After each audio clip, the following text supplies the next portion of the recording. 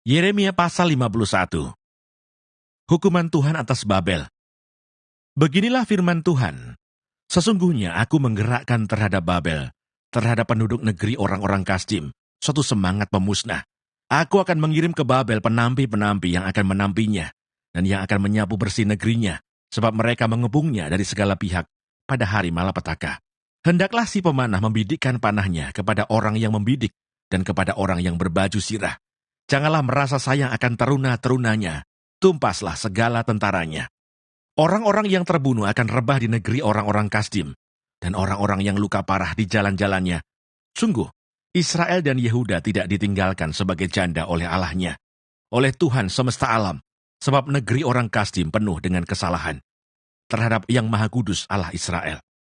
Larilah dari tengah-tengah Babel, hendaklah setiap orang menyelamatkan nyawanya, supaya kamu jangan tertumpas karena kesalahannya. Sebab inilah waktu pembalasan bagi Tuhan, Ia membayar ganjaran kepadanya. Babel tadinya seperti piala emas di tangan Tuhan, yang memabukkan seluruh bumi. Bangsa-bangsa minum dari anggurnya, itulah sebabnya bangsa-bangsa menjadi gila. Tiba-tiba Babel jatuh dan pecah, ratapilah dia. Ambillah balsam untuk lukanya, mungkin ia menjadi sembuh. Kami tadinya mau menyembuhkan Babel, tetapi ia tidak dapat disembuhkan, tinggalkanlah dia. Marilah kita pulang masing-masing ke negerinya. Sungguh, penghukumannya sudah sampai ke langit, sudah menjangkau awan-awan. Tuhan telah membuat segala kebenaran kita menjadi nyata. Marilah kita ceritakan di Sion perbuatan Tuhan, Allah kita. Lancipkanlah anak-anak panah, siapkanlah perisai-perisai. Tuhan telah membangkitkan semangat raja-raja Media, sebab rencananya terhadap Babel ialah untuk memusnahkannya. Itulah pembalasan Tuhan, pembalasan karena bait sucinya. Angkatlah panji-panji terhadap tembok-tembok Babel, perkuatlah penjagaan, tempatkanlah orang-orang jaga, persiapkanlah penghadangan, sebab Tuhan telah merencanakan dan melaksanakan juga apa yang diancamkannya terhadap penduduk Babel. Hai engkau yang tinggal di tepi sungai besar, yang mempunyai kekayaan besar, akhir hidupmu sudah datang, batas hidupmu sudah sampai. Tuhan semesta alam telah bersumpah demi dirinya sendiri, sungguh pun engkau penuh dengan manusia-manusia seperti belalang, tetapi orang akan mengangkat pekik pertempuran terhadapmu. Tuhanlah yang menjadikan bumi dengan kekuatannya, yang menegakkan dunia dengan kebijaksanaannya, dan yang membentangkan langit dengan akal budinya. Apabila ia memperdengarkan suaranya, menderulah bunyi air di langit. Ia menaikkan kabut awan dari ujung bumi. Ia membuat kilat serta dengan hujan, dan mengeluarkan angin dari perbendaharaannya. Setiap manusia ternyata bodoh, tidak berpengetahuan, dan setiap pandai emas akan menjadi malu karena patung buatannya. Sebab patung tuangannya itu adalah tipu, tidak ada nyawa di dalamnya. Semuanya adalah kesia-siaan, pekerjaan yang menjadi buah ejekan, dan yang akan binasa pada waktu dihukum. Tidaklah begitu dia yang menjadi bagian Yakub, sebab dialah yang membentuk segala-galanya, dan Israel adalah suku miliknya, namanya ialah Tuhan semesta alam. Engkau tadinya adalah palu godam bagiku, senjata perang. Dengan engkau aku menghancurkan bangsa-bangsa. Dengan engkau aku memusnahkan kerajaan-kerajaan. Dengan engkau aku menghancurkan kuda dan pengendaranya. Dengan engkau aku menghancurkan kereta dan penunggangnya. Dengan engkau aku menghancurkan orang laki-laki dan perempuan. Dengan engkau aku menghancurkan orang tua dan muda. Dengan engkau aku menghancurkan teruna dan dara. Dengan engkau aku menghancurkan gembala dan kawanan dombanya. Dengan engkau aku menghancurkan petani dan lembu pembajaknya. Dengan engkau, aku menghancurkan bupati-bupati dan pembesar-pembesar. Namun aku akan membalaskan kepada Babel dan kepada segenap penduduk negeri orang Kasdim segala kejahatan yang telah mereka lakukan terhadap Sion di depan matamu sendiri. Demikianlah firman Tuhan. Sesungguhnya aku menjadi lawanmu, hai gunung pemusnah. Demikianlah firman Tuhan, yang memusnahkan seluruh bumi. Aku akan mengacungkan tanganku kepadamu, menggulingkan engkau dari bukit batu, dan membuat engkau menjadi gunung api yang telah padam. Orang tidak akan mengambil batu penjuru atau batu dasar daripadamu, tetapi engkau akan menjadi tempat tandus yang kekal. Demikianlah firman Tuhan.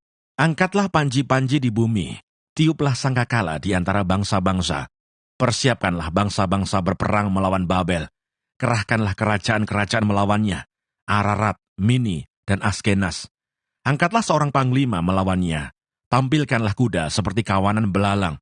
Persiapkanlah bangsa-bangsa berperang melawannya. Raja-raja Media, beserta bupati-bupati, dan pembesar-pembesarnya, dan setiap negeri yang di bawah kuasanya. Bumi berguncang dan bergetar sebab perancangan Tuhan terhadap Babel sedang terlaksana, yakni untuk membuat negeri Babel menjadi tempat tandus yang tidak berpenduduk. Pahlawan-pahlawan Babel telah berhenti berperang. Mereka tinggal duduk di kubu-kubu pertahanan. Kegagah beranian mereka sudah lenyap. Mereka sudah menjadi seperti perempuan. Tempat-tempat tinggalnya sudah terbakar. Palang-palang pintunya sudah patah. Pesuruh-pesuruh cepat berlari susul menyusul. Pembawa-pembawa kabar susul menyusul untuk mengabarkan kepada Raja Babel bahwa kotanya telah direbut dari segala penjuru. Tempat-tempat penyeberangan telah diduduki. Benteng-benteng pertahanan telah dihanguskan dengan api. Prajurit-prajurit telah menjadi gempar. Sebab beginilah firman Tuhan semesta alam, Allah Israel. Putri Babel adalah seperti tempat mengirikan pada waktu orang menginjak-injaknya. Sedikit waktu lagi akan datang waktu panen baginya. Aku dimakan habis, dihamburkan oleh Nebukadnezar Raja Babel, diletakkan seperti mangkuk yang kosong. Ia menelan aku seperti ular naga. Ia memenuhi perutnya dengan pangananku. Yang enak-enak, ia membuangkan aku. Biarlah penggagahan dan penghancuran atasku tertimpa kepada Babel. Begitulah hendaknya berkata penduduk Sion. Biarlah darahku tertimpa kepada penduduk negeri orang Kasdim. Begitulah hendaknya berkata Yerusalem. Sebab itu beginilah firman Tuhan, sesungguhnya aku akan memperjuangkan perkaramu dan akan melakukan pembalasan untukmu. Aku akan mengeringkan lautnya dan akan menggersangkan sumber airnya. Babel akan menjadi timbunan puing, tempat persembunyian serigala-serigala, tempat kengerian dan suitan tanpa penduduk. Bersama-sama mereka mengaum seperti singa-singa muda, menggeram seperti anak-anak singa. Jika mereka merasa panas, aku akan menyediakan perjamuan bagi mereka. Akan membuat mereka mabuk, supaya mereka menjadi pusing dan jatuh tertidur untuk selama-lamanya. Tidak akan bangun-bangun lagi. Demikianlah firman Tuhan. Aku akan merebahkan mereka untuk dibantai seperti anak-anak kambing, seperti domba-domba jantan dan kambing-kambing jantan. Betapa sesak direbut, dan negeri pujian seluruh bumi diduduki. Betapa Babel menjadi kengerian di antara bangsa-bangsa. Laut telah naik meliputi Babel. Gelombang-gelombangnya yang menderu telah melingkupinya. Kota-kotanya sudah menjadi tempat tandus, menjadi negeri yang kering dan padang belantara. Negeri yang tidak didiami oleh seorang pun, dan yang tidak dilewati oleh seorang manusia pun. Aku akan menghukum dewa Bel di Babel, dan akan mengeluarkan dari mulutnya apa yang ditelannya. Bangsa-bangsa tidak akan datang lagi mengalir kepadanya. Tembok Babel pun sudah runtuh. Keluarlah dari tengah-tengahnya, hai umatku. Hendaklah setiap orang menyelamatkan nyawanya dari murka Tuhan yang menyala-nyala itu. Biarlah hatimu jangan kecut dan takut karena kabar yang terdengar di negeri. Apabila tahun ini datang kabar ini, dan tahun kemudian kabar itu. Apabila kekerasan merajalela di negeri dan penguasa lalim melawan penguasa lalim. Sebab itu sesungguhnya waktunya akan datang bahwa aku akan menghukum patung-patung Babel. Seluruh negerinya akan menjadi malu, dan semua orangnya yang terbunuh akan rebah di tengah-tengahnya. Maka langit dan bumi serta segala apa yang ada di dalamnya akan bersorak-sorai tentang Babel. Apabila dari utara datang kepadanya para perusak itu, demikianlah firman Tuhan. Babel akan jatuh oleh karena orang-orang yang mati terbunuh di antara Israel, sama seperti jatuhnya orang-orang yang mati terbunuh di seluruh bumi oleh karena Babel. Kamu orang-orang yang terlupu dari pedang, pergilah, janganlah berhenti. Ingatlah dari jauh kepada Tuhan, dan biarlah Yerusalem timbul lagi dalam hatimu. Kami malu, sebab kami telah mendengar tentang aib. Noda meliputi muka kami, sebab orang-orang asing telah memasuki tempat-tempat kudus di rumah Tuhan. Sebab itu sesungguhnya waktunya akan datang, demikianlah firman Tuhan, bahwa aku akan menghukum patung-patungnya, dan di seluruh negerinya akan mengerang orang-orang yang luka tertikam. Sekalipun Babel naik ke langit, dan sekalipun dibuatnya kubu tak terhampiri di tempat tingginya, atas perintahku akan datang para perusak kepadanya. Demikianlah firman Tuhan. Dengar, ratap dari Babel dan kehancuran besar dari negeri orang Kasdim. Sebab Tuhan merusakkan Babel dan menghentikan suaranya yang besar. Biarpun gelombang-gelombangnya menderu seperti air besar dan suaranya bertambah ribut. Namun atas Babel akan datang perusak, para pahlawannya akan tertangkap, dan busur-busurnya akan hancur. Sebab Tuhan adalah Allah pembalas. Tentulah ia akan mengadakan pembalasan. Aku akan membuat mabuk para pemukanya, orang-orang bijaksananya, para bupatinya, para pembesarnya, dan para pahlawannya, sehingga mereka jatuh tertidur untuk selama-lamanya, tidak akan bangun-bangun lagi. Demikianlah firman Sang Raja yang Tuhan semesta alam namanya. Beginilah firman Tuhan semesta alam. Tembok-tembok tebal Babel akan disamaratakan, dan pintu-pintu gerbangnya yang tinggi akan dibakar dengan api, sehingga bangsa-bangsa bersusah-susah untuk yang sia-sia, dan suku-suku bangsa berlelah untuk api saja. Pesan yang diberikan Nabi Yeremia kepada Seraya bin Neria bin Mahseya ketika Seraya pergi bersama-sama Sedekia Raja Yehuda ke Babel pada tahun yang keempat dari pemerintahannya. Seraya waktu itu adalah kepala perlengkapan. Yeremia telah menuliskan dalam sebuah kitab segenap malapetaka yang akan menimpa Babel, yakni segala perkataan yang tertulis di sini mengenai Babel. Kata Yeremia kepada Seraya, "Jika engkau tiba di Babel, maka ikhtiarkanlah supaya engkau dapat membacakan segala perkataan ini, dan katakanlah, Tuhan, engkau telah berfirman tentang kota ini, bahwa engkau akan melenyapkannya, sehingga tidak ada lagi yang diam di dalamnya, baik manusia maupun hewan, dan sehingga kota ini akan menjadi tempat tandus untuk selama-lamanya. Apabila engkau selesai membacakan kitab ini, maka ikatlah sebuah batu kepadanya, lalu lemparkanlah ia ke tengah-tengah sungai Efrat sambil berkata, beginilah Babel akan tenggelam dan tidak akan timbul-timbul lagi, oleh karena malapetaka yang kudatangkan atasnya." Sampai disinilah perkataan-perkataan Yeremia. Yeremia pasal 52. Zedekia Raja Yehuda, runtuhnya kerajaan Yehuda. Zedekia berumur 21 tahun pada waktu ia menjadi raja, dan 11 tahun lamanya ia memerintah di Yerusalem. Nama ibunya ialah Hamutal binti Yeremia dari Libnah. Ia melakukan apa yang jahat di mata Tuhan, tepat seperti yang telah dilakukan Yoyakim. Sebab oleh karena murka Tuhanlah, hal itu terjadi terhadap Yerusalem dan Yehuda, yakni bahwa ia sampai membuang mereka dari hadapannya. Zedekia memberontak terhadap Raja Babel. Maka pada tahun ke-9 dari pemerintahannya, dalam bulan yang ke-10, pada tanggal 10 bulan itu, datanglah Nebukadnezar Raja Babel dengan segala tentaranya menyerang Yerusalem. Berkemahlah mereka mengebungnya, dan didirikan merekalah tembok pengepungan sekelilingnya. Demikianlah kota itu terkepung sampai tahun yang ke-11 pemerintahan Raja Zedekia. Pada tanggal 9 bulan yang ke-4, ketika kelaparan sudah merajalela di kota itu, dan tidak ada lagi makanan pada rakyat negeri itu, maka dibelah oranglah tembok kota itu. Melihat hal itu, maka melarikan dirilah raja dengan semua tentara meninggalkan kota itu pada waktu malam melalui pintu gerbang antara kedua tembok yang ada di dekat taman raja. Sekalipun orang Kasdim mengepung kota itu sekeliling, mereka lari menuju ke Araba Yordan. Tetapi tentara Kasdim itu mengejar raja dari belakang dan mencapai Zedekia di dataran Yeriko. Segala tentaranya telah berserak-serak meninggalkan dia. Mereka menangkap raja dan membawa dia ke Riblah di tanah Hamat kepada Raja Babel yang menjatuhkan hukuman atas dia. Raja Babel menyuruh menyembelih anak-anak Zedekia di depan matanya. Juga semua pemuka Yehuda disembelihnya di Riblah. Kemudian mata Zedekia dibutakannya, lalu ia dibelenggu dengan rantai tembaga. Kemudian Raja Babel membawa dia ke Babel dan menaruhnya dalam rumah hukuman sampai kepada hari matinya. Dalam bulan yang kelima pada tanggal 10 bulan itu, itulah tahun ke-19 pemerintahan Nebukadnezar Raja Babel. Datanglah Nebuzaradan, kepala pasukan pengawal, yang melayani Raja Babel ke Yerusalem. Ia membakar rumah Tuhan, rumah raja, dan segala rumah di Yerusalem. Segala rumah orang-orang besar dibakarnya dengan api. Segala tembok sekeliling kota Yerusalem dirobohkan oleh tentara Kasdim yang ada bersama-sama dengan kepala pasukan pengawal itu. Sebagian dari orang-orang yang paling lemah dan sisa-sisa rakyat yang masih tinggal di kota itu, dan pembelot-pembelot yang menyeberang ke pihak Raja Babel, dan sisa-sisa para pekerja tangan diangkut ke dalam pembuangan oleh Nebuzaradan, kepala pasukan pengawal itu. Hanya beberapa orang miskin dari negeri itu ditinggalkan oleh Nebuzaradan, kepala pasukan pengawal itu, untuk menjadi tukang-tukang kebun anggur dan peladang-peladang. Juga tiang-tiang tembaga yang ada di rumah Tuhan, dan kereta penopang dan laut tembaga yang ada di rumah Tuhan dipecahkan oleh orang Kasdim, dan seluruh tembaganya diangkut mereka ke Babel. Kuali-kuali, penyodok-penyodok, pisau-pisau, bokor-bokor penyiraman dan cawan-cawan, dan segala perkakas tembaga yang dipakai untuk menyelenggarakan kebaktian diambil mereka.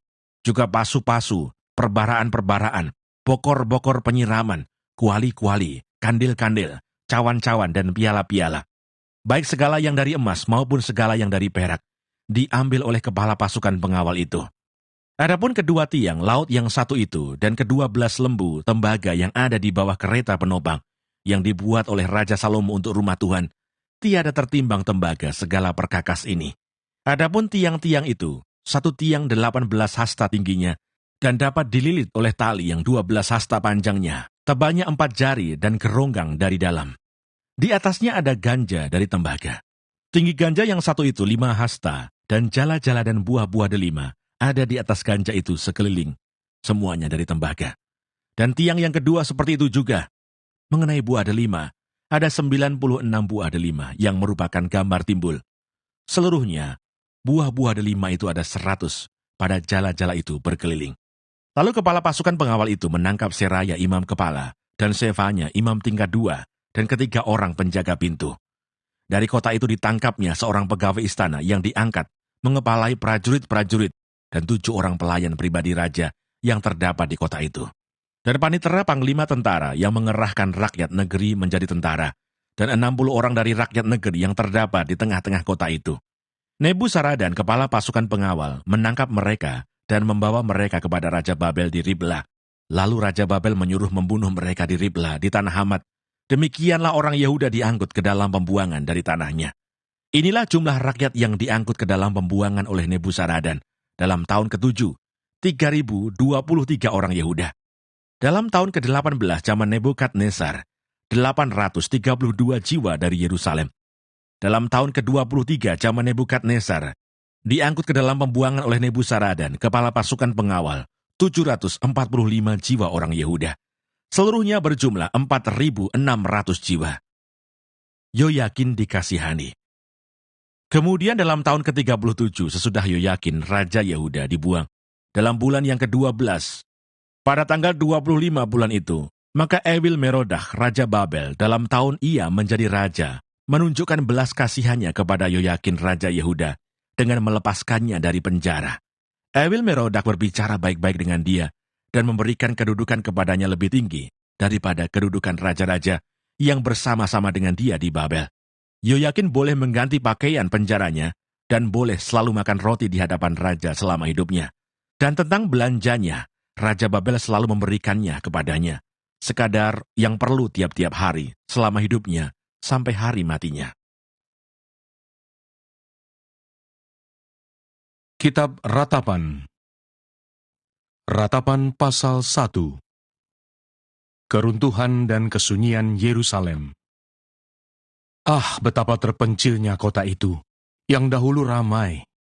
Laksana seorang jandalah ia, yang dahulu agung di antara bangsa-bangsa, yang dahulu ratu di antara kota-kota, sekarang menjadi jajahan.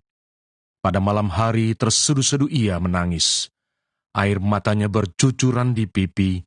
Dari semua kekasihnya, tak ada seorang pun yang menghibur dia. Semua temannya mengkhianatinya, mereka menjadi seterunya. Yehuda telah ditinggalkan penduduknya, karena sengsara dan karena perbudakan yang berat. Ia tinggal di tengah-tengah bangsa-bangsa, namun tidak mendapat ketenteraman. Siapa saja yang menyerang dapat memasukinya pada saat ia terdesak. Jalan-jalan ke Sion diliputi duka cita, karena pengunjung-pengunjung perayaan tiada. Sunyi senyaplah segala pintu gerbangnya. Berkeluh kesahlah imam-imamnya. Bersedih pedih darah-darahnya, dan dia sendiri pilu hatinya. Lawan-lawan menguasainya, seteru-seterunya berbahagia. Sungguh, Tuhan membuatnya merana, karena banyak pelanggarannya. Kanak-kanaknya berjalan di depan lawan sebagai tawanan. Lenyaplah dari putri Sion segala kemuliaannya. Pemimpin-pemimpinnya bagaikan rusa yang tidak menemukan padang rumput. Mereka berjalan tanpa daya di depan yang mengejarnya.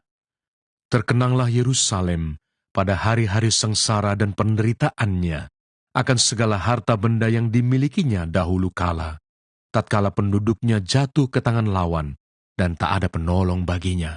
Para lawan memandangnya dan tertawa karena keruntuhannya. Yerusalem sangat berdosa, sehingga najis adanya. Semua yang dahulu menghormatinya, sekarang menghinanya. Karena melihat telanjangnya, dan dia sendiri berkeluh kesah dan memalingkan mukanya. Kenajisannya melekat pada ujung kainnya. Ia tak berpikir akan akhirnya. Sangatlah dalam ia jatuh. Tiada orang yang menghiburnya. Ya Tuhan, lihatlah sengsaraku, karena si seteru membesarkan dirinya. Si lawan mengulurkan tangannya kepada segala harta bendanya. Bahkan harus dilihatnya bagaimana bangsa-bangsa masuk ke dalam tempat kudusnya. Padahal Engkau ya Tuhan telah melarang mereka untuk masuk jemaah-Mu. Berkeluh kesah seluruh penduduknya sedang mereka mencari roti. Harta benda mereka berikan ganti makanan untuk menyambung hidupnya. Lihatlah ya Tuhan, pandanglah betapa hina aku ini. Acuh tak acuhkah kamu sekalian yang berlalu? Pandanglah dan lihatlah, apakah ada kesedihan seperti kesedihan yang ditimpakan Tuhan kepadaku, untuk membuat aku merana tatkala murkanya menyala-nyala. Dari atas dikirimnya api, masuk ke dalam tulang-tulangku, dihamparkannya jaring di muka kakiku, didesaknya aku mundur, aku dibuatnya terkejut, kesakitan sepanjang hari. Segala pelanggaranku adalah kuk yang berat, suatu jalinan yang dibuat tangan Tuhan, yang ditaruh di atas tengkukku, sehingga melumpuhkan kekuatanku. Tuhan telah menyerahkan aku ke tangan orang-orang yang tidak dapat kutentangi. Tuhan membuang semua pahlawanku yang ada dalam lingkunganku. Ia menyelenggarakan pesta, menentang aku untuk membinasakan teruna-terunaku. Tuhan telah menginjak-injak putri Yehuda, darah itu, seperti orang mengirik memeras anggur. Karena inilah aku menangis. Mataku mencucurkan air, karena jauh daripadaku penghibur yang dapat menyegarkan jiwaku. Bingunglah anak-anakku, karena terlampau kuat si seteru. Sion mengulurkan tangannya, tetapi tak ada orang yang menghiburnya. Terhadap Yakub dikerahkan Tuhan, tetangga-tetangganya sebagai lawan. Yerusalem telah menjadi najis di tengah-tengah mereka. Tuhanlah yang benar, karena aku telah memberontak terhadap firman-Nya. Dengarlah hai segala bangsa, dan lihatlah kesedihanku. Darah-darahku dan teruna-terunaku pergi sebagai tawanan. Aku memanggil kekasih-kekasihku, tetapi mereka memperdayakan aku. Imam-imamku dan para tua-tuaku telah mati semuanya di kota, tatkala mencari makan bagi dirinya untuk menyambung hidupnya. Ya Tuhan, lihatlah betapa besar ketakutanku, betapa gelisah jiwaku. Hatiku terbolak-balik di dalam dadaku, karena sudah melampaui batas aku memberontak. Di luar, keturunanku dibinasakan oleh pedang, di dalam rumah oleh penyakit sampar.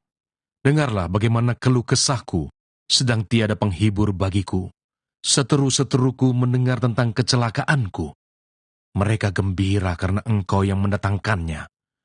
Datanglah kiranya hari yang telah Engkau umumkan itu, dan biarlah mereka menjadi seperti aku.